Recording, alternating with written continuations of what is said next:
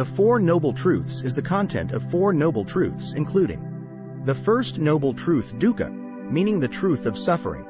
In the first truth, Buddha recognized the existence of suffering as an inevitable part of human life.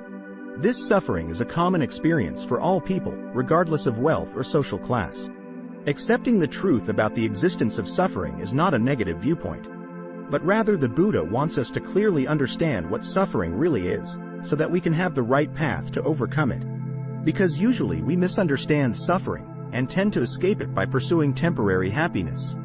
But when that short-lived happiness passes, suffering is still there. Just like you feel lack in life and believe that buying a new car will make you feel happy. At first, when you own it, you will feel happy and excited, but over time that feeling of excitement gradually disappears. The car is just a regular vehicle, and that feeling of deprivation returns. And you look for a new temporary happiness by buying a nicer car or something else like a house. Just like that, you try to find a way to escape suffering, but you will suffer even more. Because the request for that temporary happiness becomes more and more difficult to fulfill. Therefore, happiness and pleasure are only temporary, so Buddha did not believe that they were the solution to the problem of suffering. Instead, he developed other teachings and advice to help people avoid suffering due to dissatisfaction with life. And he taught that the first step to ending suffering is to accept the first noble truth. Suffering is an inevitable part of life. According to Buddha, there are three types of suffering, from gross to subtle. The first type of suffering is dukkha dukkata, which means suffering, referring to ordinary physical and mental suffering. Physically, suffering is a feeling of discomfort, frustration, and pain, such as the pain of being sick, the physical discomfort of getting old, or simply the burning pain of a burn. Mentally, suffering is unsatisfactory or unsatisfying. When something unsatisfactory happens, it will create psychological suffering for us. The Buddha describes three cases of mental suffering. The first is the suffering of being separated from something you like or someone you love, such as losing your car or being separated from a loved one when they die. The second is suffering when near something you don't like, such as having to meet someone you hate or eating food you don't like. Third is the suffering of wanting but not achieving, for example, wanting to get promoted at work but not getting it. These sufferings exist commonly around us and are easy to recognize. Let's come to the next type of suffering. The second type of suffering is viparinama dukkha, which means suffering caused by change. Buddha taught that everything in life changes, nothing lasts forever. And when something changes with the result that the feeling of happiness is lost, this is viparinama dukkha. It refers to the sadness and unhappiness a person feels due to a change or loss of something good. For example, when we buy a new car, over time the color of the car will gradually fade, and the parts will become old, which makes us miserable because the new car has become worse. Or the easiest thing to see is beauty. Over time, beauty will fade, and witnessing that change makes us suffer. Additionally, viparinama dukkha can also be experienced when we are happy, as feelings of sadness and discomfort that come from knowing that this happiness will not last. Therefore, the happiness we have is also called suffering. The third type of suffering is samkhara dukkha, which means suffering due to attachment to the formation of things based on conditions. According to Buddha's teachings, everything in the universe is caused by dependent origination, meaning that everything is formed by many factors. For example, a growing tree must rely on soil, water, sunlight, fertilizer to form its growth, and those constituent elements are all subject to destruction. So it creates suffering due to conditions must be maintained continuously. For example, when you have a happy family, that happiness is made up of the conditions that the family has enough material things such as a house, a car, and a husband and wife and children who love each other. The couple has a stable job with a good income. The combination of those factors creates a happy family. And you must continuously maintain those factors. If a certain factor changes badly, such as a husband and wife no longer loving each other, that happy family will no longer exist. So having to maintain those feelings of happiness based on conditions, and those conditions always changing, makes you miserable. That suffering is called samkhara dukkha. Thus we have clearly understood that suffering is not only the physical or mental manifestations of suffering but also the more subtle manifestations hidden deep within us. Realizing this will make it easier for us to escape suffering in the right way. Let's learn the next noble truth. The second noble truth, samudaya, means the cause of suffering. In the second noble truth, the Buddha explained the cause of our suffering. This is an important content because understanding the origin of suffering, as well as understanding the cause of the disease, can find the right remedy to treat it. Often, we think we are miserable because we lack something or don't achieve something. For example, we suffer because we think the reason is that I don't have a nice house, I don't have a good job, I don't have a lot of money, I wasn't born into a rich family. And because we think like that, we try to do everything, use all our health and effort to achieve what we want and try to become rich. And when we are rich, we still suffer even though we achieve everything we want. That's why when a person becomes rich or extremely powerful, they still feel empty and lonely. The reason is because suffering does not come from external factors, but suffering comes from within yourself, which the Buddha clearly pointed out is craving. Simply understanding craving is desire, attachment to something. To understand better, we will learn in detail each type of craving. According to the Buddha, there are 3 types of craving. The first craving is craving for sensual pleasures, which means desires to satisfy pleasant sensory feelings. When the senses are satisfied, you feel happy and the mind will get stuck there. For example, the sense of sight likes to see beautiful scenes and does not like to see bad things. The sense of smell likes good smells and hates bad smells. The sense of taste likes to eat delicious food, and the sense of hearing likes to listen to favorite sounds or sweet words. So we will always look for delicious foods to eat. When you eat something that is not delicious, you will feel uncomfortable and miserable. And you always try to enjoy better foods. Search for more beautiful sights to look at, or simply chase emotional satisfaction with a prettier boy or girl. Just like that, we always pursue external material things because we want to satisfy the senses controlled by desire inside. Understanding craving will help us balance our emotions, appreciate what we have so we don't try to follow the excessive control of craving. The second craving is craving for existence, which means the desire to possess something or become someone. For example, you want to become rich, famous, or want to become a person with superpowers. These desires come from thinking that we have a self, so craving arises. A typical example of this is that we always want to live immortally, or search for some eternity so that when we die, we will exist forever. It is these desires that motivate us to take actions to achieve them, and that process produces suffering. The third craving is craving for non-existence, which means the desire not to experience unpleasant things in life, or to prevent something from happening. For example, you don't want to fail, don't want to be looked down upon by others, and don't want to feel guilty when you do something wrong.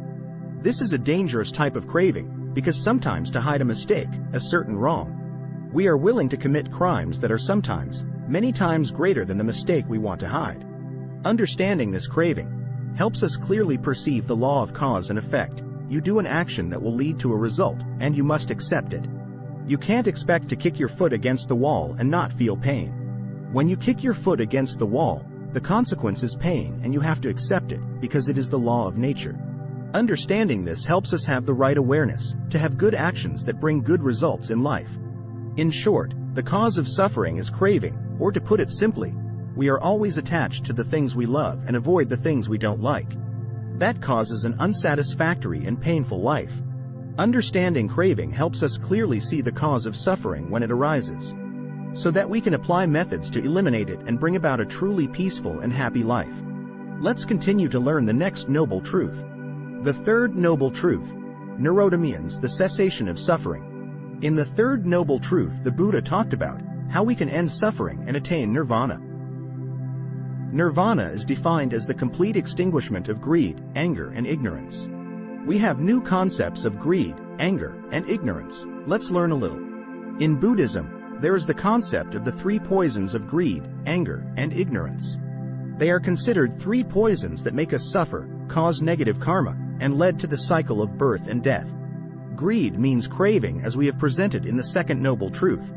Anger refers to anger, fear, or hatred. Ignorance refers to not understanding the true nature of life. It is ignorance that is the origin of craving and anger. Therefore, eliminating ignorance means extinguishing greed and anger, thereby eliminating suffering and achieving the ultimate happiness, nirvana. Some people will misunderstand nirvana as some realm like heaven, or an eternal place where after death we will be reborn. However, it is not nirvana because nirvana is unconditioned, meaning there is no birth or death. If nirvana is a certain realm of existence, it must have arisen, be subject to the changes of impermanence. And so it must be conditioned. However, nirvana is unconditioned, not conditioned. Because nirvana transcends common understanding and has no words to describe it. We accept the definition of nirvana as the absence of greed, anger, and ignorance, just as health is the absence of disease. So what is the path to reach nirvana? Let us find out the final noble truth. The fourth noble truth, magga, means the way to end suffering. In this fourth truth, the Buddha showed the path of practice to overcome suffering and to reach nirvana. This practice method is called the Noble Eightfold Path or the Eight-Branch Holy Path, which includes the following 8 practice methods. The first is right view, which means correct understanding. Right view is the first branch of the Eightfold Path. Everything starts from understanding. Only when we have the right understanding can we act properly.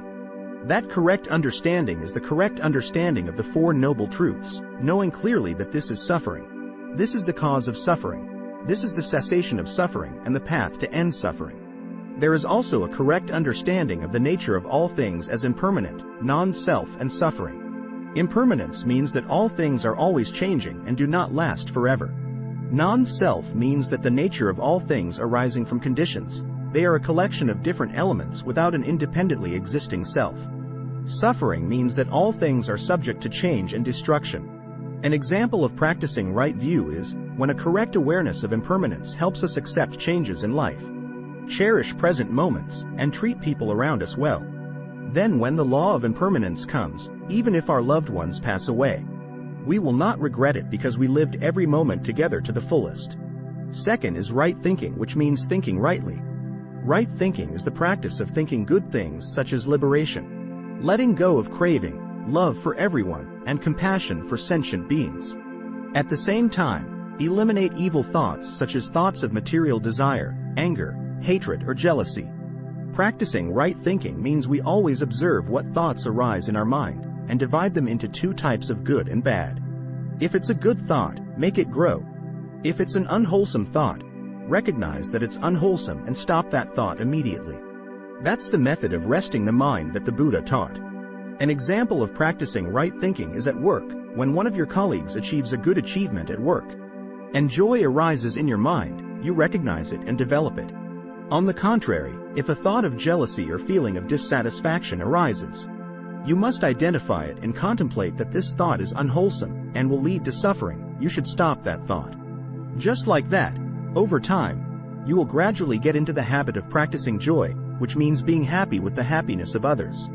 Third is right speech, which means speaking correctly. Right speech means practicing saying good things and avoiding saying bad things. There are 4 bad words we should avoid: lying, saying words that make others suffer, saying words that divide people, and saying frivolous and empty words. Practicing right speech means practicing telling the truth, speaking words of love and encouragement to others, speaking words that help connect people, and moderating words, only speaking when absolutely necessary, avoiding saying frivolous and empty words. Fourth is right action, which means acting in the right way.